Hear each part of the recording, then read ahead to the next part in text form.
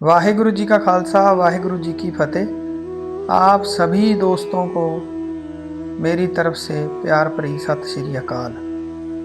दोस्तों, आज हम जो है हेमकुंड साहिब के इतिहास के बारे में और कैसे हेमकुंड साहिब को खोजा गया उसके बारे में थोड़ा विस्तार से जानकारी मैं आपको देने जा रहा हूँ।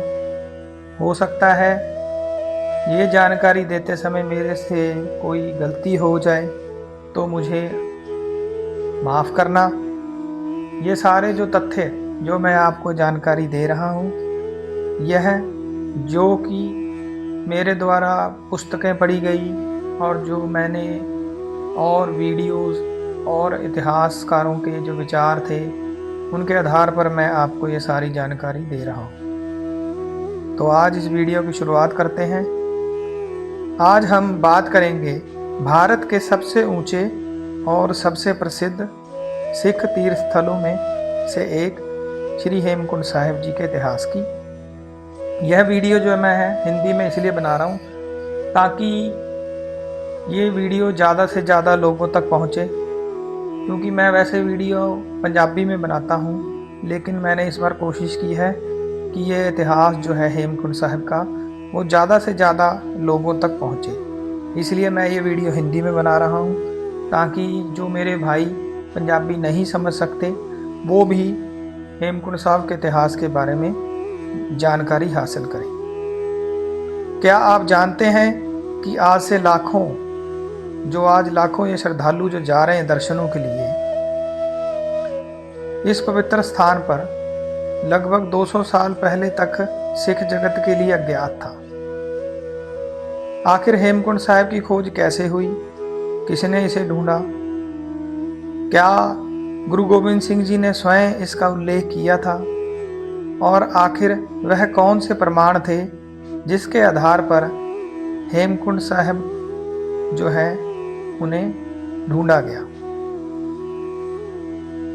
आइए बिना किसी अतिशयोक्ति और बिना किसी काल्पनिक कहानी के उपलब्ध ऐतिहासिक तथ्यों के आधार पर पूरी कहानी जानते हैं। हेमकुंड साहिब क्या है? हेमकुंड साहिब उत्तराखंड के चमोली जिले में लगभग 15,200 फीट की ऊंचाई पर स्थित एक पवित्र झील के किनारे बने हुए गुरुद्वारा साहिब हैं। यह 7 बर्फीले पर्वत चोटियों से घिरे हुए हैं। हेम का अर्थ है बर्फ और कुंड का अर्थ है झील या सरोवर। इस स्थान का महत्व मुख्य रूप से गुरु गोविंद सिंह जी की रचना विचित्र नाटक जो उनके द्वारा लिखित है में वर्णित एक स्थान से जुड़ा हुआ है। विचित्र नाटक में गुरु गोविंद सिंह जी एक स्थान का उल्लेख करते हैं जिसे हेमकुंड पर्वत सप्तशृंग कहा गया है, अर्थात ऐसा स्थान जो 7 चोटियों से घिरा हुआ हो और जहां उन्होंने गहन तपस्या की थी।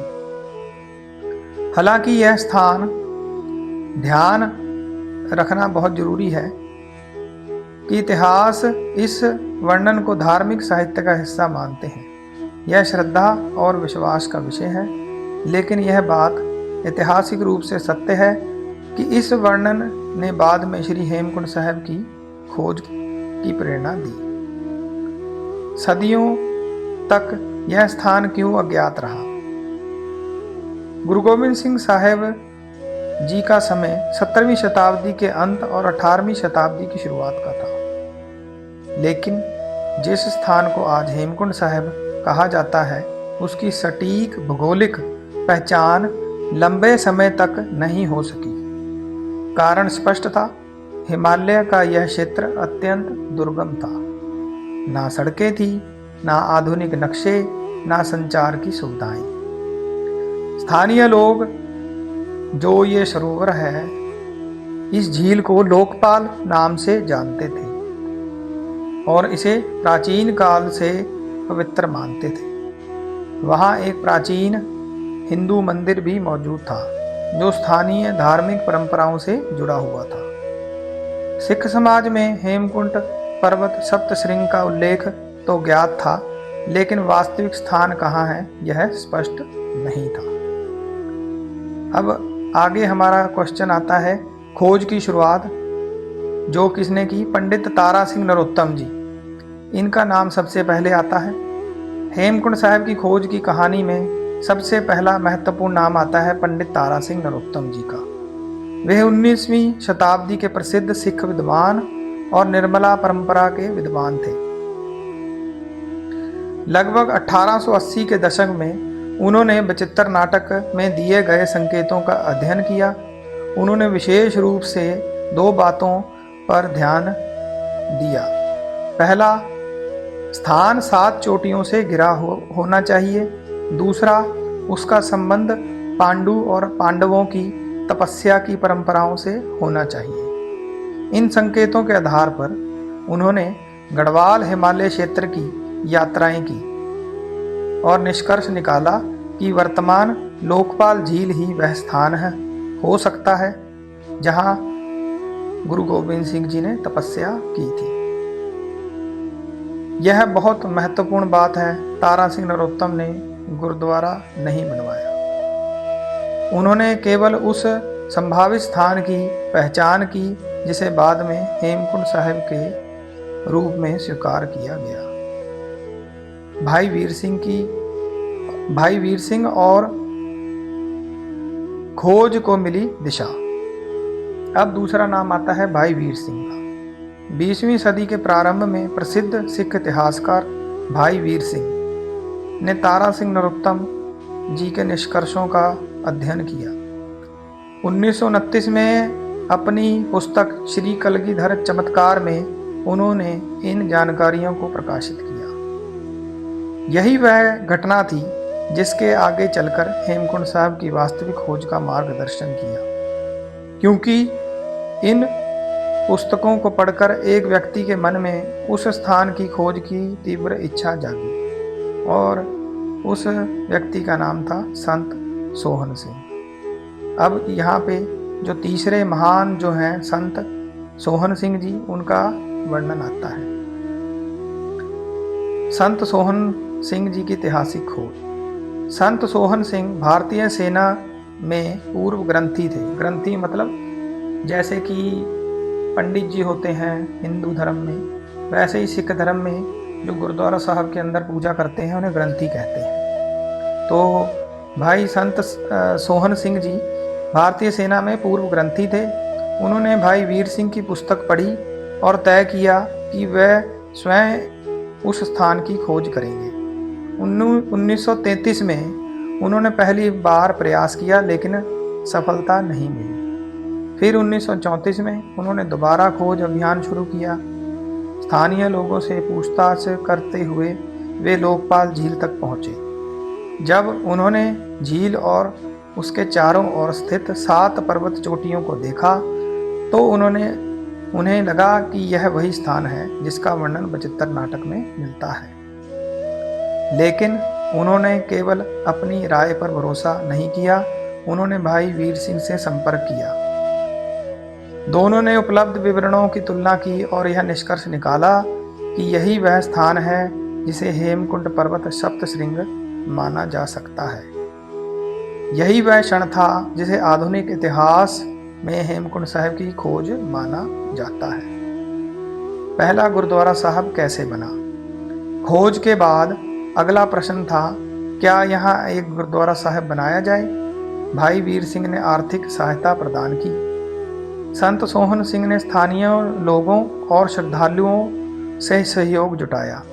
इसके बाद सर्वे, भारतीय सेना का एक सर्वे विभाग होता है जिसमें कि हवलदार मोदन सिंह जी भी इस कार्य में जुड़े। 1935 में निर्माण कार्य शुरू हुआ। स्थानीय लोगों की अनुमति लेकर झील के किनारे पत्थरों से लगभग 10 बाई 10 फुट का एक छोटा गुरुद्वारा साहिब बनाया गया। 1936 तक इसका निर्माण पूरा हो गया। दिलचस्प बात यह है कि उस समय झील किनारे मौजूद पुराने हिंदू मंदिर का भी विस्तार किया गया।